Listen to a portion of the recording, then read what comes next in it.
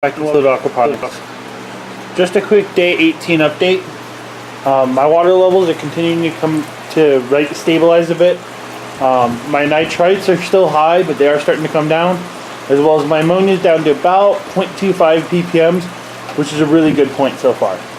Once that drops down to 0, I'm going to dose the system with ammonia again and wait for those to drop once again. The other thing I'm going to do is I'm probably going to put in a bypass for my UV clarifier. Just because this hose seems to kink very easily.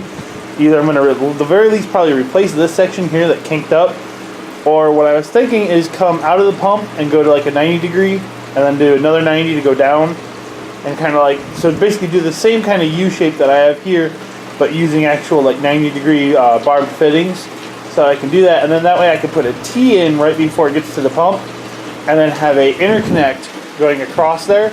So I'll put like a T there, and then like a flow valve, and then in the middle I'll put another valve, as well as, unfortunately, I'll need one more on the other side of the UV clarifier, but that way I can shut both valves on the UV clarifier and open up the middle one and bypass the flow to the clarifier. So if I ever need to do any work on it or clean it out or anything like that, I can just pull the whole thing apart without doing pretty much anything to actually like remove it. So I don't actually have to shut down my pump or anything to be able to do any maintenance on this.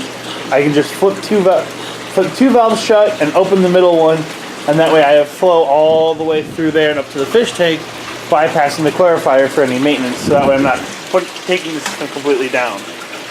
So far my water level is staying pretty constant.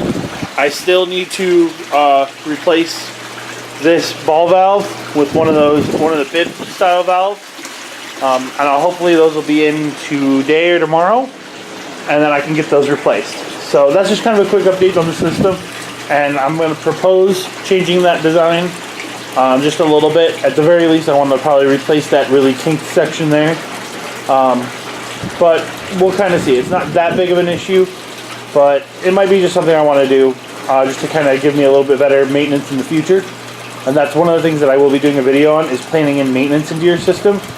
Which is one of the reasons I use things like this 2-inch valve here that also has a union at it, so that way I can disconnect it from there and pull that entire pipe clean off, and then be able to clean it out as things build up, because there will be some buildup. As you can see on the end of this ball valve here, I do have algae growing.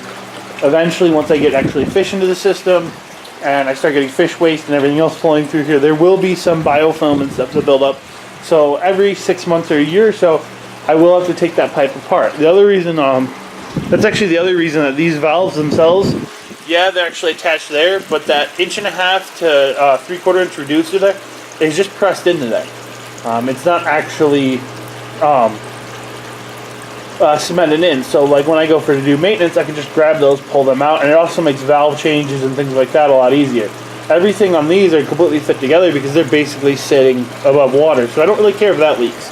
I did PVC cement the actual tube together, but the rest of it, the actual valves and all of these T sections, everything that comes off of these T's, I don't really care about too much.